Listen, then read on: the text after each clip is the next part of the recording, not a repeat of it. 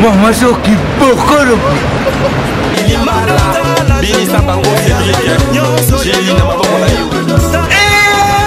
batata maman bandiku nalandi ye sima natimbiri basekela ye seke ezali kaka timbela balobi awa toza ozomona oyo ezali mpana kokuma lokola mwasi simekoli moi kibokolo yango oyo odio bazokokelango awa toza kibokolo mwasi simekoli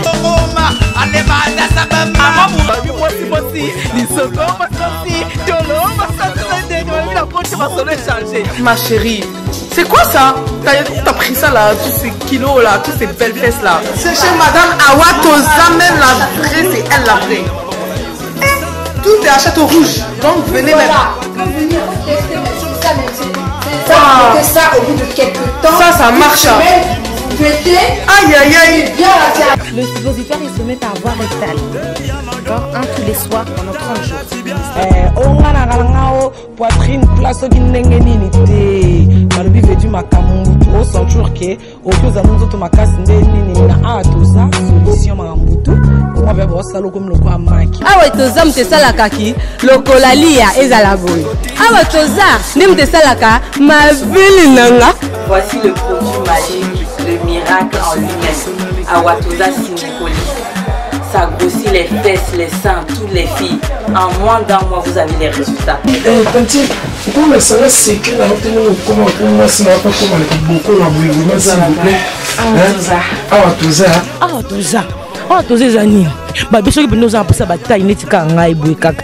Hein? Netika ngai boy vraiment. Bateka netika ngai boy. Vraiment tout le cas netika boy vraiment tout netika ngai boy. Ah pina tozali donc beaucoup ta besoin ngo. Allô, Awatoza. Je veux la pommade Bocho, je veux les Supovita Plus, je veux le sirop Bobaraba, et voilà. Oyo, pommade ya kupakola, dans quelques temps, pour mona. Nzoto na yo mobali, et zongi penza, ndenge nzambe akanaka, ezala. Toto ba beni. Beni voilà, yo lingi français trop. Pour oser la forme. Pour moi, Simekoli qui fait grossir les seins et les fesses. Produit oyo eza ya mwana mboka. Omona ngo Simekoli mini ekoleka. Collant ekoleka. De ceux qui au tiango ont utilisé au moni à les formes. Stop.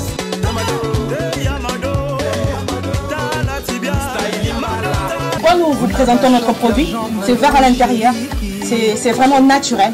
Il est reconnu dans la loi française. Pour nous avoir ou nous contacter, vous appelez au numéro 07 51 11 09 75. Je répète, 07 51 11 09 75.